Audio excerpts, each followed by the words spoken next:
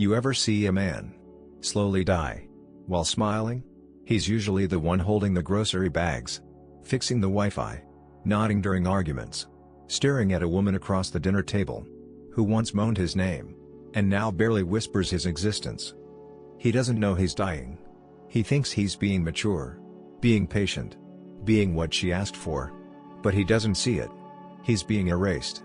One apology at a time. One "it's okay" at a time. One fake smile at a time. And the cruelest part? He volunteered for it. Let me ask you something. No man ever asks out loud, why do women never seem to want what they say they want?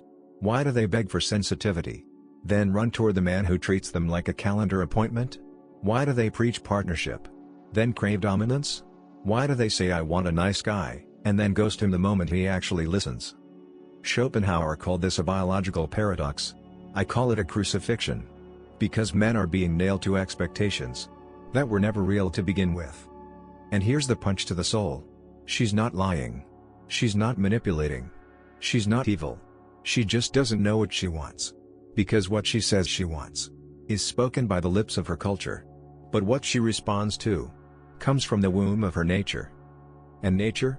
Nature has no mercy. Nature doesn't care about how many good morning texts you send. Nature doesn't care that you were there when her cat died, or that you canceled your dreams to help her build hers. Nature built her to desire what survives, not what submits. You think you're going to outlove that? You think flowers, loyalty, and emotional vulnerability are going to override 3 million years of instinct? Let me tell you something. That will either liberate you or destroy you, depending on how deep your illusions run. She doesn't want your love. She wants your gravity. She wants to feel like she's falling into something she can't control, but desperately needs. And if you become predictable, soft, always available, always explaining, always catering, she won't hate you. She'll just dry up. Schopenhauer didn't sugarcoat this. He wrote, "With women, love is a matter of the will of nature, not of personal feeling. And if that doesn't punch through your romantic delusion, nothing will." Nature uses women to filter weak men out of the gene pool, not by violence, but by disinterest. She doesn't need to hit you. She just needs to stop laughing at your jokes. She doesn't need to cheat. She just needs to withdraw that spark in her eyes. And you, thinking it's your fault, will try harder. You'll become more romantic, more agreeable, more open. You'll walk straight into the slaughter, wearing a suit of sincerity. Because nobody told you the truth. The more you act like the man she said she wanted, the less you become the man her nature needs to respect. Let that sink in. What she says, those are her social scripts, her PR team, her political correctness. But what she wants, that's ancient, pre-verbal, cold. It does not negotiate. It does not care about your intentions. It doesn't read poetry. It smells power. You think you're the good man in her life. But if you've ever been dumped after giving her everything, here's the brutal diagnosis. You gave too much, and became nothing. You stopped being the mountain, and became the mud. That's what Schopenhauer was screaming when he said, men are by nature more capable of objectivity, while women act as the instruments of the species. You hear that? You're not being rejected because you're unworthy. You're being rejected because your devotion made you useless to her instincts. You remember the first time she looked at you, like you were a god? Not just cute. Not just charming. Sacred. Her eyes lit up, like they'd just discovered gravity had a name. And it was yours. That look doesn't lie. It's rare. It's raw. And for a moment, you felt immortal. You felt like a man. Finally seen. Not for your job title. Not for your bank account. But for something ancient in you, that even you didn't fully understand. But do you remember? When that look disappeared, you didn't do anything wrong. That's the part that haunts you. In fact, you were more loving, more attentive, more present than ever. But that glow in her eyes dimmed. And in its place, a politeness, a fatigue, a subtle emotional nausea. Like she was trying to convince herself that you still moved her. But you didn't. And neither of you could admit it. That's because the you she worshipped was never the version of you that tried to keep her. It was the man who was already complete before she arrived. It was the man who didn't need her, but invited her. It was the man who had edges, who had boundaries, who had purpose beyond pleasing. Schopenhauer said, "A man can be himself only so long as he is alone. And if he does not love solitude, he will not love freedom." You know why that's terrifying? Because most men today are not free. Their emotions are rented out to the mood swings of a woman who claims to love them, but doesn't respect them. And when that respect is gone, your kingdom becomes a daycare. You go from king to caretaker without noticing it. She says, "You've changed." But the truth is, you softened. And nature does not reward softness without strength. Let me say this straight to your bones: you cannot negotiate attraction. You cannot turn desire with loyalty. You cannot beg your way into the throne you once sat on effortlessly. The game is rigged. But it's not broken. You were just never taught the rules. You were taught to interpret her language literally, like a contract. You were taught to believe that when she said, "I want a man who communicates," she meant talk more. No. She meant a man who commands clarity with his presence. When she said, "I want vulnerability," she didn't mean tears and journal entries. She meant a man who has tamed his chaos and offers it selectively, like fire to a cold world. She's not lying. She just doesn't speak your language. And Schopenhauer saw this misalignment with X-ray vision. He didn't write fairy tales. He wrote autopsies of love, of illusion, of male suffering. He said, in their hearts, women think they were created only for the propagation of the species, and not for the sake of man himself. Which means what? It means nature programmed her to select, not to understand. She is not trying to know you. She is trying to feel you. And feelings? Feelings are not fair. They are not moral. They are not earned. They are drawn, like iron to a magnet. Or not at all. You're not competing with other men. You're competing with the electricity of presence, with the gravity of masculine silence, with the confidence of a man who doesn't need her love to be whole. And if you think that sounds harsh, good. Because it's time you stopped trying to be lovable and started being undeniable. You were not born to be a boyfriend. You were born to be a man. And manhood is not a brand. It's not a performance. It is a rootedness so deep that when a woman leans into you, she forgets what day it is. But you've been performing. You've been bending, smiling when you're hurt, nodding when you should walk away. And every time you do, she loses respect. Not because you're weak, but because you've betrayed your own design to protect her comfort. Let me hit you with this, and I'll stop. She doesn't want what she says. She wants what she feels safe admiring. And that admiration? It only exists when you are first loyal to yourself. That's the wisdom Schopenhauer buried in plain sight. And that, brother, is the beginning of male enlightenment. Not hating her for it. Not punishing yourself for it. But rising above both, into clarity. Here's a secret no man tells his son, but every man learns the hard way. A woman doesn't fall for your effort. She falls for your energy. Effort is transactional. Energy is spiritual. You can buy her gifts, plan the perfect date, write her poetry, cry in her arms, and it may all mean nothing if in that moment your spirit is starving. Because when your masculinity is malnourished, everything you give starts to rot in her hands. That's why the good guy always loses to the man with dangerous calm. That's why the one who chases ends up ghosted, and the one who walks away is hunted. It's not a mystery. It's a law of emotional gravity, and you were taught to defy it, not obey it. Schopenhauer knew this before TikTok therapists were selling high-value man courses. He didn't say it in cute language. He said it like a bullet through the skull. Women exist in the main solely for the propagation of the species, and are only the means thereto. That doesn't mean she's shallow. That doesn't mean she's evil. It means her biology outranks her logic. When she tells you she wants stability, she's telling the truth.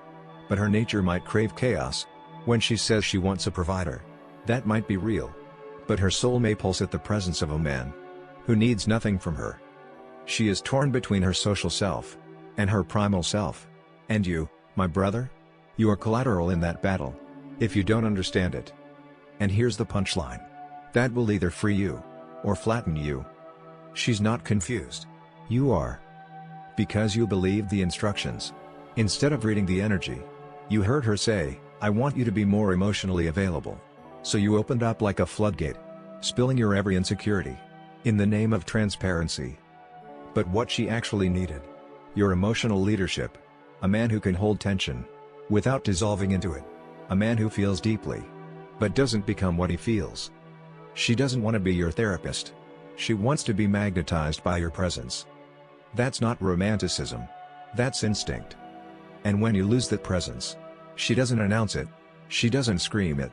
She doesn't explain it. She just gets quiet. She stops asking questions. Stops complaining. Stops initiating. And you think it's peace. But it's actually the funeral music of a dying attraction. This is where most men unravel. Because now they're fighting a ghost.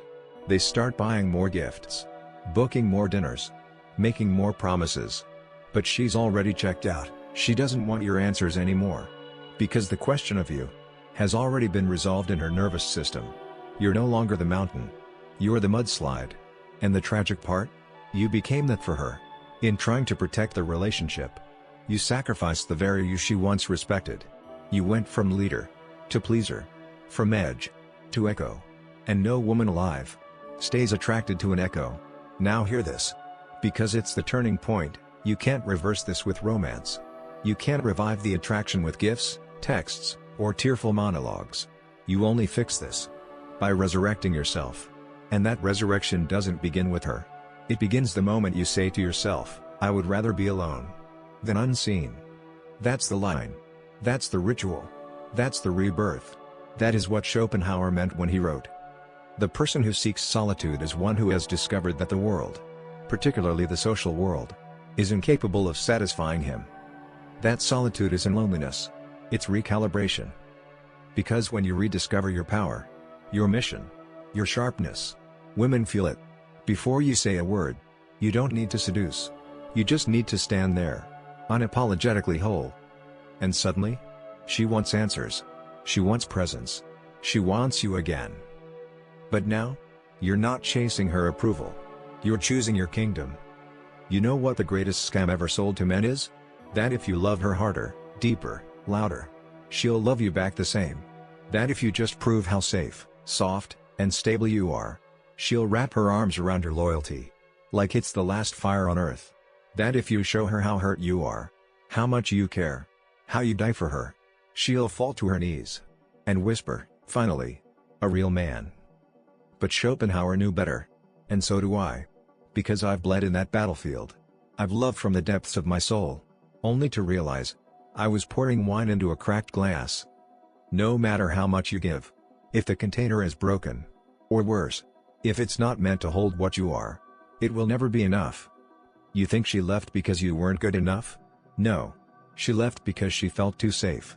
And safe without strength becomes boring. She didn't want to leave. Her biology compelled her to. You ever seen a woman fall in love with a man who doesn't even seem to be trying? You call him toxic. You call her delusional.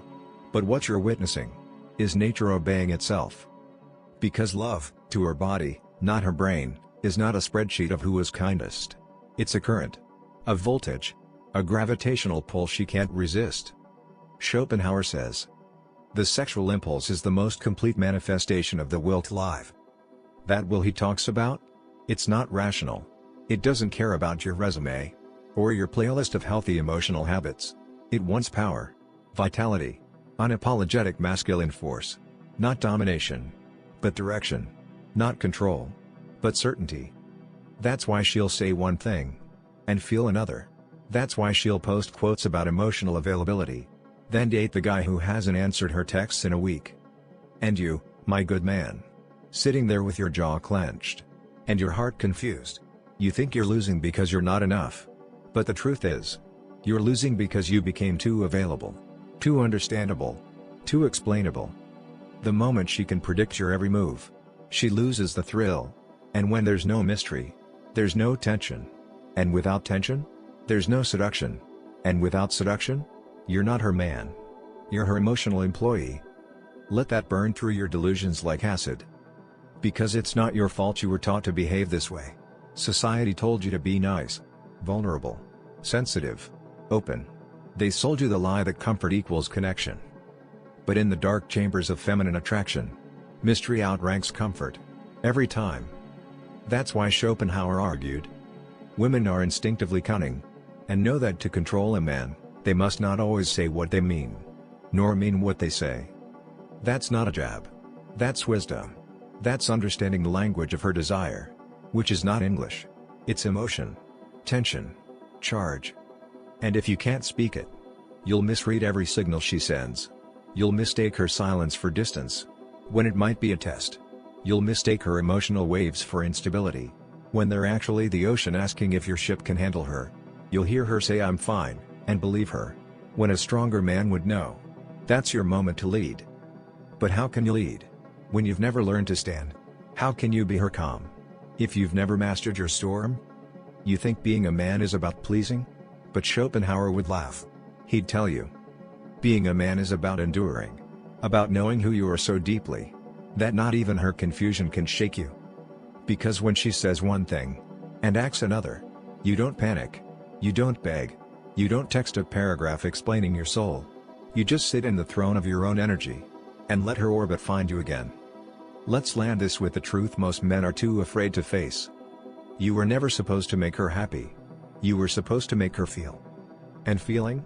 Real, spine-shivering, knee-weakening feeling? It does not come from comfort. It comes from polarity, from contrast, from the undeniable tension between chaos and control. Her chaos, your control; her emotion, your groundedness; her storm, your stillness. That's the eternal dance. You break that dance when you collapse into her moods, when you try to fix her instead of feeling her, when you try to become her therapist instead of remaining her flame. And that's why she drifts. That's why she rewrites history and says, "I don't know what happened. I just stopped feeling it." What she's really saying: you let me lead. And I don't want to lead. I want to surrender. But only to a man who knows where he's going, without asking me for directions. Schopenhauer warned us, clear as day, when he said, "A man who is not master of himself is not fit to be the master of anything, least of all a woman's heart." You must understand this. The world will not teach you how to be a man. It will only teach you how to be safe. And safety? Safety is sterile. Women don't crave sterile. They crave depth, mystery, fire. Not because they're irrational, but because they're emotional creatures of evolution, built to test your stability, not with cruelty, but with chaos. She's not trying to destroy you. She's trying to see if you're worth following when the world burns. And you can't fake that. You can't read enough books, listen to enough podcasts, or memorize enough pickup lines. You either become that man, or you keep losing to the version of yourself that never grew past boyhood. Because she'll always sense the boy pretending to be the man. And she'll never stay with a man who bends to win her. Because deep down, she doesn't want to be the prize. She wants to belong to a man who's already won himself. You're that man. Or you're not. If you're listening to this, I believe you're ready. Ready to stop seeking validation from women who can't even validate themselves. Ready to walk away from tables where you have to beg for what you were born to command. Ready to become the kind of man whose presence rewrites her nervous system without saying a word. And maybe, just maybe, you stop trying to decode her signals. Because now, you don't need them. You've become your own compass.